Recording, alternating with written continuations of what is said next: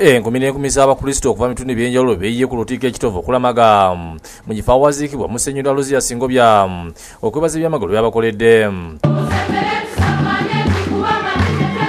Okulama kutandise n'ekitambi kya music kulemiddwa Bwana Mukulu ow'ekigo ky'Essanje Reverend Father Matia Mulumba eyenyamiddwa ekiteeso eky'okwabako obukuumi obw'enjawulo kyagambye kiraaga obusosoze kubanga bannansi abawerako nabo bazze battibwa mu ntiisa. Ebibula mu nsi eno biri byokka simoloka zakabangaliza zakabi ziri kwezayita mu masasi nedda kwagalana naki ebintu bimeka.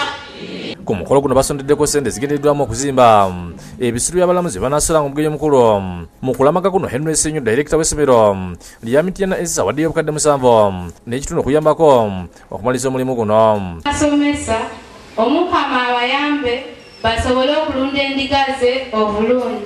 Mu kulamaga kuno kwetabyeko n'ababaka ba Paalamenti okuli wa Bukoto Midwest Muyemba Kasozi n'omubaka omukyalo ekyotera Robina Ssentongo. Kyokka ababaka bakanyiza endowooza ku bubaka bwa Namukulu ku ky'okuba obukuumi ng'omubaka Muyemba Kasozi ategeezezza nga batalina buzibu nakuwa ababaka bukuumi. Baffe abali mu security baba bakizudde nti okukuuma naddala ababaka okubateekako extra security kyetaagisa ffe tetukirinaako buzibu. Yo omubaka Ssentongo agamba nti mu kifo ky'okuweebwa obukuumi ensimbi zandiba ziteekebwa mu malwaliro. Etaaga mmotoka, njagala ssente zigenda okugula emmotoka ezigenda okusasula omusaala gw'abakuumi tuzitwale mu malwaliro tugateekemu eddagala tuteekemu n'abasawo mu kifo ky'okwahayalinga abamagye abo bonna bagenda okukuba emmundu n'abasinayipa baleete baddokita basasule baddokita omusaala omulungi bateeke baddokita mu malwaliro. Ate omusomesa w'ekina Mityana Dr. Anthony Ziwa agambye nti Eklezia ekyetaaga bannaddiini bangi okuweereza n'akunga abaana okuyingira obunnaddiini.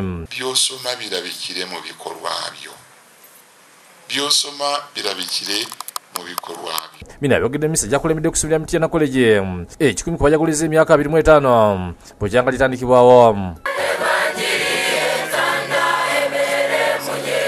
Bishop Ziwa wadde amasomero amagezi ng'afeeyo okugunjula omwana. Essomero ligambye okugunjula omuntu abeere honest. Naye bw'ofuluma mu ssomero lino nga gw'osinga okubba public funds.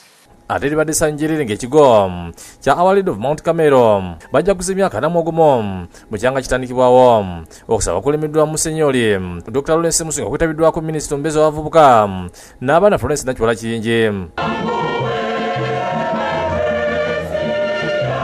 Father Samusi mukubulira akubiriza abazadde okuliza abaana ate Minisita Nakiwala asabye abazadde bonna okukomya okutulugunya abaana baabwe. Abazadde abasomesa abasookera ddala musonyiyibwe ebibi byammwe musaayi wa Kristo gubanaaze kyemuwa mubeere nga mukiwanga abantu abatuukirivu.